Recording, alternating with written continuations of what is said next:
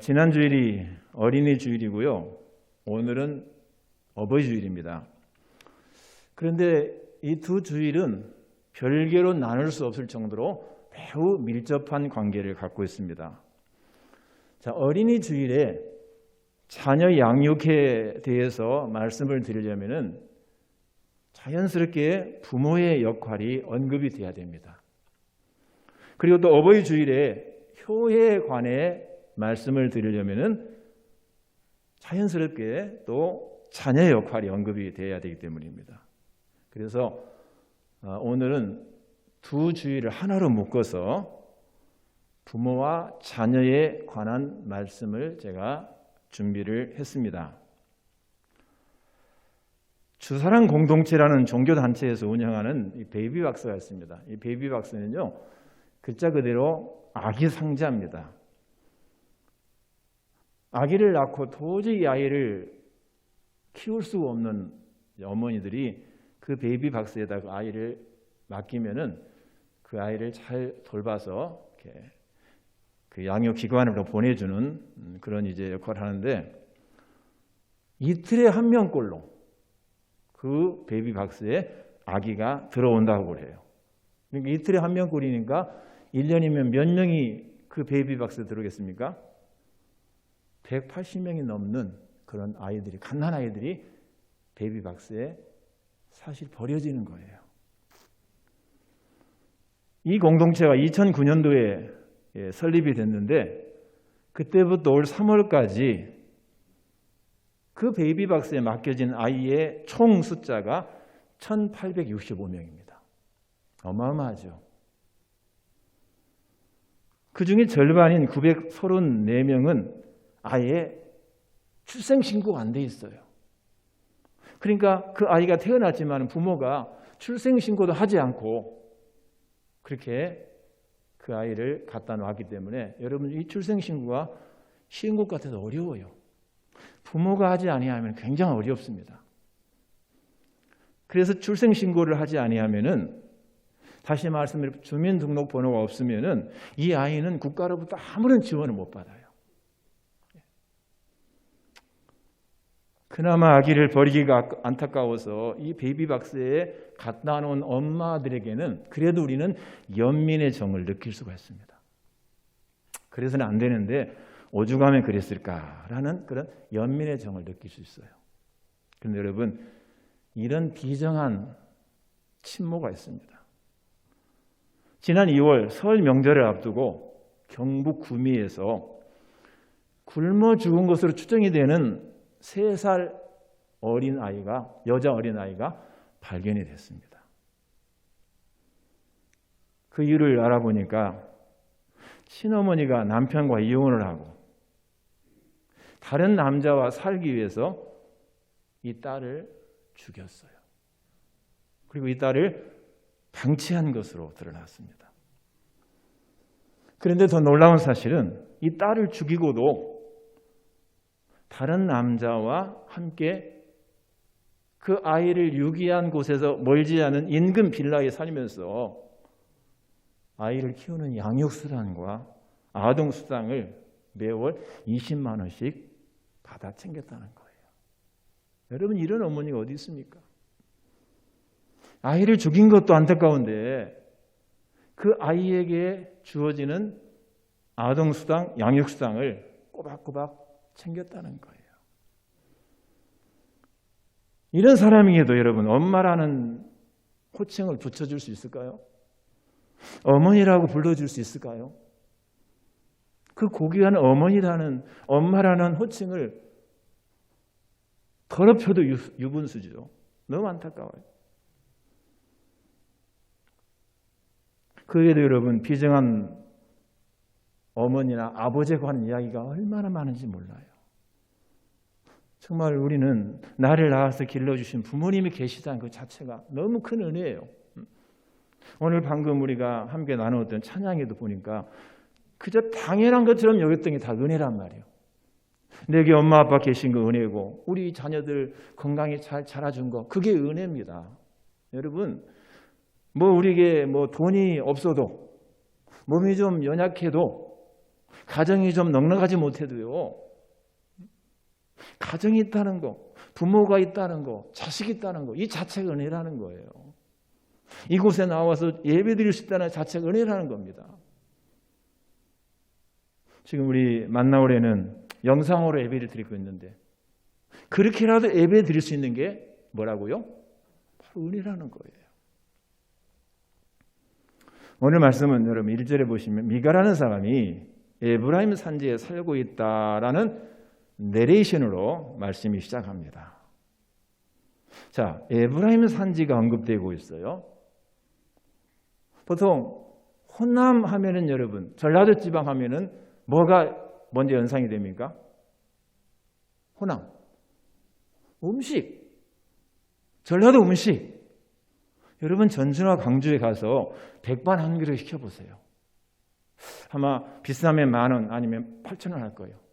자, 백반 한 상을 시켜나 보니까 상에 반찬이 가득해요. 그것도 참 맛있어요. 그래서 전라도 하면은 뭐가 떠올라요? 음식이 떠올라요. 마찬가지로 유대 나라에서 에브라임 산지 하면은요, 제일 떠오르는 이미지가 있어요. 그게 뭔가 하니? 우상숭배입니다. 우상숭배에 찌든 곳이 바로 에브라임 산지예요. 그러면은, 자, 미가라는 사람이 에브라임 산지에 살고 있다라는 이 첫 구절은 우리들에게 뭔가를 암시하고 있어요. 이 이야기가 우상숭배에 관한 이야기다라는 사실을 암시해 줍니다. 이어지는 2절 보면은 참 황당한 대화가 나옵니다. 보통 사람으로서는 도저히 이해하기 힘든 모자의 대화가 이어집니다. 참 당혹스러워요. 그래서 제가 이 말씀을 준비하면서 제목을 별난 모자라, 별나다라는 말은요, 보통과 다르다 그 말입니다. 우리가 흔히 유별나다. 그런데 주로 좋은 의미가 아니라 부정적인 의미로 이제 별나다는 말을 써요. 그래서 이 별난 모자는 부정적으로 보통 사람과 다른 어머니와 아들이다 그 말입니다. 여러분, 오늘 말씀을 들으시면서 혹시 나는 별난 자녀는 아닌지, 혹시 나는 별난 부모는 아닌지를 한번 돌아보는 시간이 되었으면 좋겠습니다. 오늘 본문에 나오는 이 미가의 나이가 대략 몇 살일까? 성경에 나오지 않습니다만은 50대 전후로 추정이 됩니다. 왜? 가정신당의 제사장으로 삼을 정도로 장성한 아들이 있었기 때문입니다. 제사장이 되려면요 30세 이상이 돼야 돼요. 그러니까 30살 된 아들이 있다고 치면은 적어도 25살 차이를 우리가 두고 한 세대를 계산하면은 적어도 이 미가는 55세 정도 됐을 거예요. 2절 계속 보시면 어머니께서 은 1,100을 잃어버리셨으므로 저주하시고 내 귀에도 말씀하셨더니 보소서 그 은이 내게 있나이다. 내가 그것을 가졌나이다. 이 구절을 보시면은요, 사춘기 청소년의 일탈행위도 아니고 중년의 미가가, 적어도 50세 이상을 먹은 미가가 어머니의 돈을 훔쳤다는 겁니다. 어느 본문에는 화폐 단위가 언급되지 않았지만은요, 영어 성경을 보시면은 은 1,100세겔이라는 화폐 단위가 붙어 있습니다. 세겔. 여러분, 이 한 세겔은 4드라크마입니다. 4드라크마. 드라크마가 현재 이스라엘 나라의 화폐 단위죠. 한 세겔은 4드라크마인데, 자, 일반적으로 여러분 잘 알다시피 한 드라크마는 성인 남성의 하루 품삯이에요. 그러니까 요즘 정장로님 하루 품삯이 보통 얼마입니까? 한 10만 원 정도 볼 수 있죠? 예, 한 10만 원 정도라고 하면은, 자, 4드라크마가 한 세겔이에요. 그럼 여러분, 한 세겔은 얼마입니까? 40만 원이잖아요. 40만 원. 하루 노동자 임금을 10만 원으로 칠 때 4드라크마 한 세겔이니까 한 세겔은 40만 원이에요. 40만 원 곱하기 1100 해보세요. 얼마입니까? 4억 4천만 원이에요. 산골짜기 사는 한 과부가 4억 4천만의 돈을 갖고 있어요. 거액이었어요. 근데 성경에는 미가의 어머니가 이 거액을 어떻게 모았는지 설명하지 않고 있어요. 그리고 미가가 왜 그 돈을 훔쳤는지도 설명하지 않습니다. 다만 어머니가 가지고 있던 거액의 돈을 훔친 미가는 신앙적으로는 물론 도덕적인 상태가 매우 불량하다라는 사실을 우리들에게 보여주고 있습니다. 계속 이어지는 내용을 보시면은요, 미가의 모친도 썩 올바른 신앙을 가진 분이 아닌 것 같아요. 그렇다면 이 사사기를 기록한 저자는 이런 미가와 그의 모친, 즉 별난 모자를 통해서 당시 이스라엘 백성의 타락한 모습을 보여주고자 했다 그 말입니다. 여러분 보세요. 어머니의 돈까지 훔칠 정도로 하나님의 백성이 타락했다는 거예요. 이스라엘 백성이 여러분 뜨내기 백성이 아니에요. 하나님의 선민입니다. 그런데 하나님의 선민이 어머니의 돈에까지 손을 댈 정도로 타락했다 그 말입니다. 거액의 돈을 잃어버리고 속이 상한 미가의 모친은 돈을 훔쳐간 사람을 저주합니다. 여러분도 그런 큰 돈을 잃어버렸으면요 저주 안 하겠어요? 배락 맞을 놈, 호랭이 10번 물어갈 놈, 별일 욕 다 하겠죠. 막 입에 담지 못할 저주를 퍼부었는데 정작 그 저주를 누구에게 한 꼴이 됐어요? 자기 아들에게 한 꼴이 되고 말았어요. 돈을 훔쳐간 사람에게 막 퍼붓는 어머니의 그 무서운 저주를 들은 미가가 두려움에 사로잡혀서 어머니에게 돈을 가져간 사실을 실토합니다. 그리고 돈을 내어놓습니다. 자, 2절 보시면은요, 모친에게 돈을 돌려주면서 이런 말을, 그 은이 내게 있나이다. 내가 그것을 가졌나이다. 여러분 이 표현을 잘 보셔야 돼요. 어머니, 제가 그 돈을 훔쳤습니다 라고 말하지 않고 그 돈을 내가 가졌다. 영어로 take, 과거 용어로 took이라고 썼어요. 내가 그걸 가졌다. 저는 이 구절을 보면서요, 모친의 돈을 훔친 일을 미가는 별로 대수롭지 않게 여겼다라는 느낌을 받아요. 가지고 어머니 돈 좀 갖다 쓰면 어때? 우리 형법 제328조 1항에 보면은요, 여러분 잘 들으세요. 우리가 평소에 실생활에 꼭 필요한 규정이에요. 직계혈족, 배우자, 동거 친족 또는 그의 배우자 간에 재산 범죄가 발생하면은 형을 면제한다라는 규정이 나와요. 이게 소위 친족 상도례라는 그런 이름으로 불리는 법 규정인데요. 예를 들면은 아내가 남편의 지갑에서 돈을 10만 원 꺼냈어. 이걸 남편이 알고 아내를 고소해요. 고발해요. 그러면은 국가에서 처벌하지 않는다. 아니 부부끼리 돈 10만 원 갖다 쓸 수도 있지 뭘 그래. 또 자식이 아버지 돈 100만 원을 가져갔어요. 그러니까 아버지가 화가 나서 자식을 고발해요. 그러면 경찰이 뭘 그걸 고발합니까? 자식이 부모 돈 100만 원 갖다 쓸 수도 있죠. 그렇게 벌을 안 준다는 거예요, 여러분. 아시겠어요? 그러니까 그런 일로 우리 귀찮게 하지 말고 당신들끼리 알아서 해결하라. 그런 뜻입니다. 그럼 잘 들으세요, 여러분. 이는 가족 간의 이 재산 범죄에 대해서 국가가 처벌하지 않는다는 의미이지 죄가 아니라는 말 아니에요. 아내가 남편 돈 훔친 거 죄가 아닙니다. 그거 아니에요. 자식이 아버지 돈 손댄 거 죄가 아닙니다. 그 말이 아니에요. 죄는 죄로 돼 우리 국가에서는 벌하지 않겠습니다. 따라서요, 이 미가가 어머니의 4억 4천만에 되는 큰 돈을 훔친 것은 그건 대수롭지 않은 게 아니에요. 큰 잘못입니다. 자, 고대 사이에서 저주는요, 단순히 입에서 그냥 나온 소리가 아니라 저주한 내용대로 이루어진다고 생각을 했어요. 그러니까 누군가를 향해서 저 호랭이 물어갈 놈 했으면은 진짜 호랭이가 물어간다라고 그렇게 믿었어요. 그게 옛날 사람들의 생각이었단 말입니다.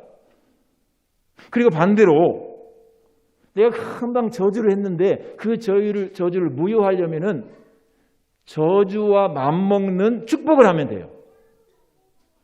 그러니까 아주 잘 될 사람, 아주 복받을 사람 하고서 그 저주의 대상자를 향해서 축복을 하면은 저주가 사라진다라고 믿었어요.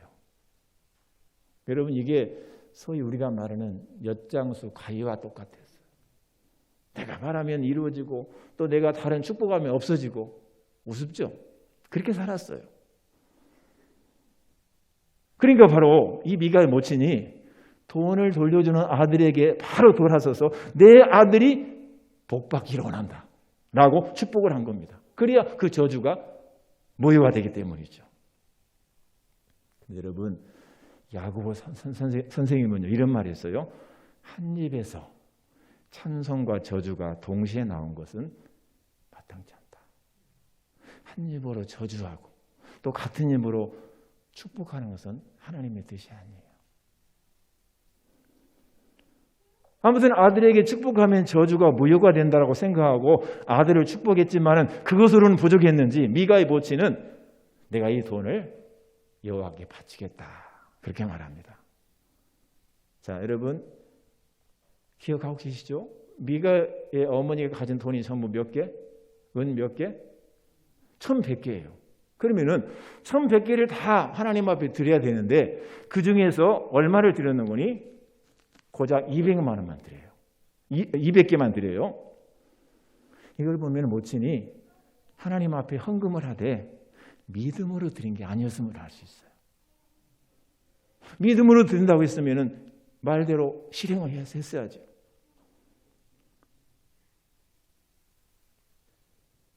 이 미가의 어머니가 믿음으로 하나님의 영광을 위해서 이 은 1,100개를 드린다고 한 게 아니라 아들의 당장에 임할 저주와 또 미래를 위해서 가정신당을 만들기 위해서 그 돈을 내놓겠다 그렇게 얘기를 한 겁니다.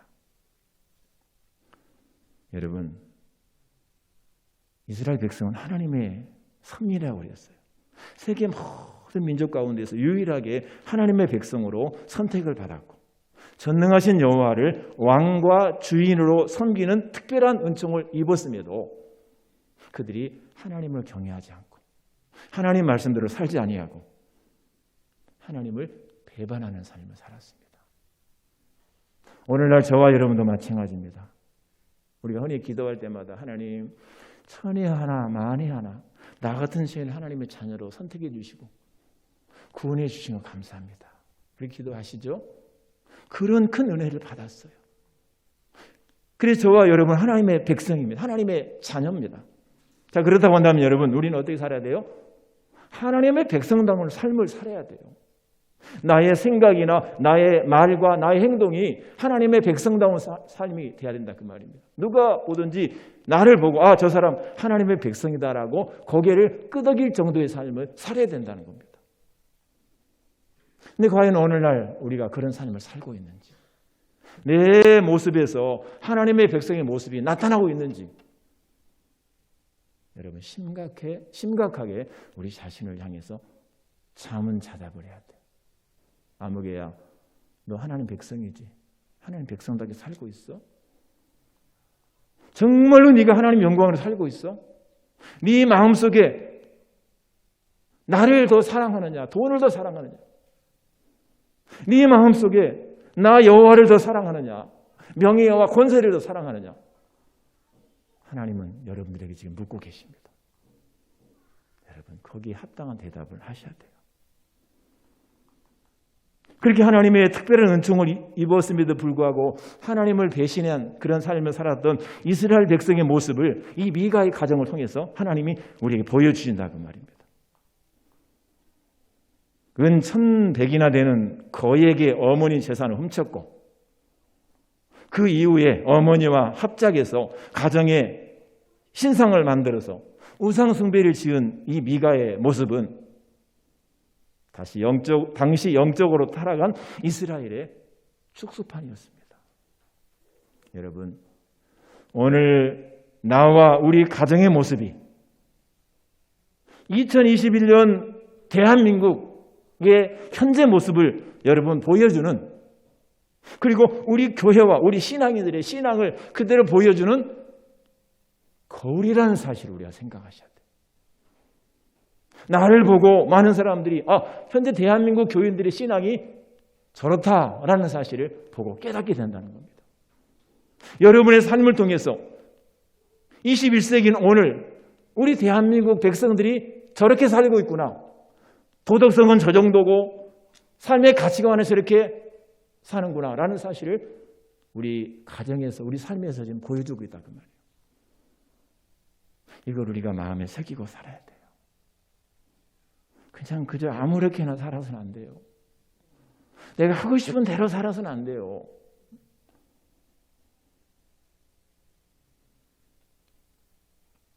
미가와 그의 모친은 은 200개, 여러분 200개도 적은 돈이 아니에요. 아까 제가 계산한 방법대로 하면은 약 8천만 원 상당입니다. 이 은 200개로 신상을 만들었습니다. 여호와의 모습을 눈에 보이는 형상화하는 시도로서 이 행동은 너를 위하여 새긴 우상을 만들지 말라는 10계명 제2계명을 어긴 죄였습니다. 여러분, 하나님 우리 눈에 볼 수가 없어요. 하나님 우리가 만질 수도 없어요. 하나님 우리가 그저 믿음으로 믿는 경외의 대상이에요. 지금도 여러분 중에서 내가 하나님 보고 싶다. 전라도 말로 하나님 보고자 없다. 하나님 만나고 싶다. 꿈이라도 하나님 좀 만나고 싶다. 그래서 어떻게 합니까? 성경책을 베고자 하는 사람도 있어요.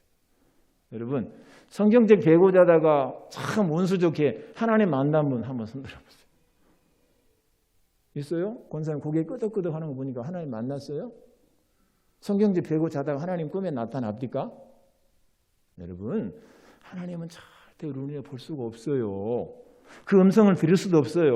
어떤 사람은 내가 기도하는 중에 하나님이 내게 말씀으로 뭘 주셨다 그러는데 여러분, 이야, 성경 사사기 17장 2절을 펴봐라. 그런 말씀으로 내게 주시는 게 아니에요. 저의 경험에 의하면은 기도하는 중에 하나님께서 저에게 머리에 하나님 말씀이 스쳐게 하셔요. 그래서 하나님의 뜻을 깨닫는 것이지, 은쟁반에 옥수수를 굴러가는 그런 낭낭한 음성으로 박 목사야, 사사기 17장 2절을 펴서 읽어보거라. 그리고 그렇게 실천해라. 그런 뜻이 그런 모습이 아니라는 거예요, 여러분. 하나님을 섬기더라도 우리는 우상적인 방법으로 섬겨서는 안 돼요. 자, 그 다음에 이 미가는 자기 아들 하나를 제사장 삼았어요. 그리고 제사장이 입는 옷인 에봇도 만들었어요. 여기까지 했으면 좋았는데 한 걸음 더 나가서 당시 자기 가정을 지켜준다고 생각하는 수호신처럼 여겼던 우상의 일종인 드라빔을 만들었어요. 이건 하나님의 뜻이 아니에요. 이걸 보면은 그 당시 이스라엘 백성들의 신앙은요, 여호와 신앙과 가나안의 종교가 혼합되었다라는 사실을 알게 되고, 그 혼합된 신앙의 모습이 미가의 가정에 그대로 나타나다. 그런 일이 하나님 보시기에 큰 잘못임을 여러분 미가의 이름을 통해서 우리들에게 보여줍니다. 자, 1절 다시 한번 보세요. 에브라임 산지에 누가 나와요? 미가라 이름하는 사람이 있더니, 그 다음에 3절도 미가가 그 은 1,100을 그의 어머니에게 도로 주매. 자, 미가로 되어 있어요. 우리 한글 성경은요. 히브리 성경은 미카예후라고 되어 있어요. 원래 그 이름이 미카예후예요. 그 의미는 누가 여호와와 같겠는가? 미카 예후 누가 여호와와 같겠는가? 그러니까 그 당시에 여호와의 뜻에 따라 사는 사람이 아무도 없다는 사실을 풍자하기 위해서 붙인 이름이에요. 미카 예후. 그런데 이 미카 예후가 우상을 만들어서 자기 집을 우상이 처소로 만들었어요. 그 다음에 여러분 5절 보면은 우리 한글 성경 변함이 없어요. 그 사람 미가에게, 이 미가는 미카 예후에서 예후가 떨어져 나갔어요. 그냥 미카 그렇게 돼 있어요. 히브리 성경에. 목사님, 한글 성경도 읽기 어려워요. 히브리 성경 얘기하지 마세요. 골치 아파요. 아니에요, 여러분. 굉장히 중요한 의미가 있어요. 하나님의 뜻대로 살아야 될 백성일 경우에는 이름이 미카 예후, 그 이름 끝에 하나님의 의미를 담긴 그 전미어가 붙어 있는데, 이 미카 예후가 하나님의 뜻을 어기고 잘못된 길을 가니까 하나님께서 그 이름에서 예후를 떼버렸어요. 미카라고 불렀어요. 이거 쉽게 말하면은 우리가 하나님의 뜻대로 살 때는 하나님이 나의 하나님이 될 수 있어요. 하나님이 누구라고요? 하나님 누구예요? 나의 하나님이란 말이에요. 나의 하나님. 그런데 내가 하나님의 뜻대로 살지 못하고 죄를 짓고 자행자지하면은 그 하나님은 나의 하나님이 아니라 그냥 하나님이요. 나와 상관이 없는 하나님이라 그 말이에요. 이해가 되시나요? 자, 미카 예후가 미카로 바뀌었어요. 우리가 정말로 하나님과 관계를 잘 맺고 나의 하나님, 나의 하나님 그렇게 불려야 될 하나님을 하나님의 뜻대로 살지 못하면 그저 그냥 하나님 그렇게 부를 수밖에 없다. 여러분 어떻습니까? 하나님을 나의 하나님이라 부르십니까? 아니면 그냥 하나님 하고 부르십니까? 하나님이 여러분의 하나님이 되시기를 주의 이름으로 축원합니다. 자, 그런데 여러분 6절에 보니까요. 자, 신상을 부어 만들거나 새기는 일이 계명이 어긋난 것을 아마 이 모자도 알고 있었을 거예요. 그럼에도 불구하고 이들이 이런 짓을 한 것은 6절에 이유가 나오죠. 그때는 이스라엘에 왕이 없었으므로 사람마다 자기 소견에 옳은 대로 행하였더라. 무엇이 옳고 그른지를 가르쳐주는 사람이 없었다 그 말이에요. 여러분 교회 나오셔서 설교를 들으면서 목사가 때로는 그냥 강한 어조로 여러분들에게 이것도 해야 됩니다. 저것도 해야 됩니다. 이렇게 여러분들에게 가르쳐주고 지적해주는 것이 복인 줄 믿으시길 바랍니다.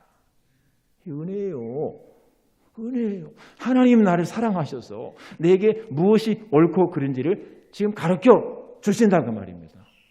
우리가 그걸 아멘으로 받아들이고 그대로 순종하면 하나님께서 영광을 받으신다 그 말이에요.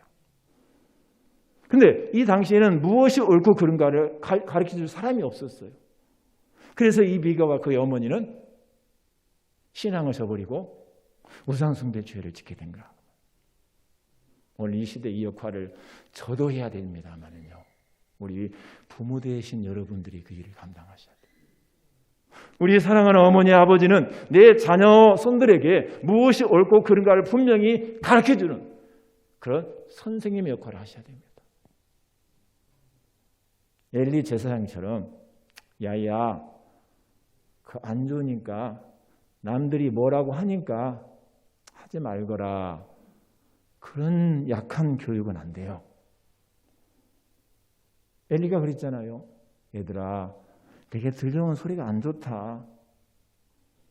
하지 말거라. 그 말 누가 듣겠어요? 눈에서 눈물이 찔끔 나게.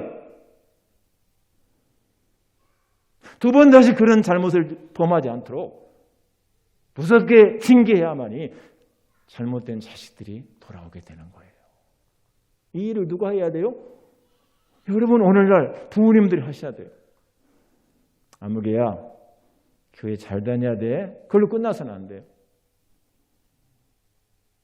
그래 요즘은 뭐 코로나니까 비대면 예배 드린다고 하니까 그래 집에서 그냥 유튜브로 예배 드려도 괜찮아.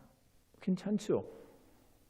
그런데 여러분 통계를 보니까 유튜브로 예배를 드리는데 지금 여러분 이곳에 나와서 예배 드리시 단정한 옷차림으로 바른 자세로 예배를 드리지 않고 잠옷바람으로 머리는 그냥 막 미국과 친한 사람처럼 그렇게 하고 침대에 소파에 들어 누워서 유튜브로 본다는 거예요. 그것도 좀 보다 보니까 눈이 아파. 음성만 듣는다는 거예요. 여러분 이게 정말 하나님이 기뻐 받으시는 예배이겠어요? 참 심각해요. 그래서 이렇게라도 여러분 이 현장 예배 드리게 된 거 감사하셔야 돼요. 우리 1층 만나올 우리 괜히 우리 이 영상으로 예배 드리니까 이거 깝깝하다. 그마저 하나님 앞에 감사하셔야 돼요. 자, 우리 1층 한번 보여주세요. 자, 1층 한번 손 한번 들어주세요. 이것도 감사합니다. 1층 손 한번 들어줘요. 예, 이렇게 영상으로라도 예배 드리게 되면 감사하죠? 고맙습니다. 여러분, 무엇이 옳고 그른가를 분명히 가르쳐 주세요. 누구에게? 우리 자녀손들에게. 또 우리 자녀손들은 부모들이 가르쳐준 옳고 그른 것을 분별해서 하나님의 뜻에 합당한 삶을 살기 위해서 노력하는 여러분들이 되시기를 바랍니다. 자, 그런데 여러분, 이 미가의 어머니와 미가는요, 하나님을 섬긴다고 하면서도 그 섬기는 방법이나 목적이 자기 마음대로였어요. 자, 그 두 모자가 약 8천만 원 돈을 들여서 신상을 만들고 이것저것 만든 이유가 뭐겠습니까? 첫째는 내가 못 신고 내뱉은 저주로부터 우리 자식을 보호하기 위해서였어요. 두 번째는 어떻게든지 우리 자식이 복을 받고 우리 가정이 잘 되기 위한 이 두 가지 목적이었어요. 그러니까 하나님을 경외하는 마음으로 섬기려는 그런 생각보다는 하나님을 통해서 복을 받으려는 그런 생각이 가득했다 그 말입니다. 그래서 제사장은요, 여러분 레위 지파 사람만 할 수 있는데 이 미가는 어떤 지파 사람이에요? 1절에 아브라함 산지 그랬으니까 에브라임 지파죠. 에브라임 지파는요, 미가도 그 아들도 제사장 할 수 없어요.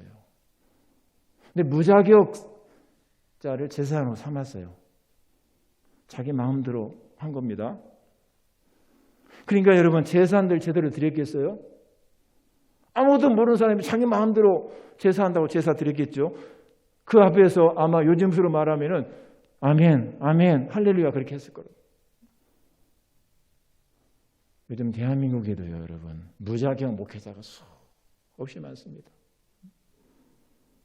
정규 과정을 거쳐서 목회자가 되려면 적어도 9년이 돼야 돼요. 시험 안 떨어지고 다 통과했을 경우에 최소 9년이 걸려야 됩니다. 그런데 한 1, 2년 눈이 안 보이다가 갑자기 나타나서 명함 한 장 떼주면서 보니까 무슨 교회 담임 목사 사목이라고 써가지고 된 거예요. 여러분, 오늘날도 자기 마음대로의 신앙이 우리 주변에 너무나 흔해요. 미가는 하나님도 나를 위한 하나님이었어요.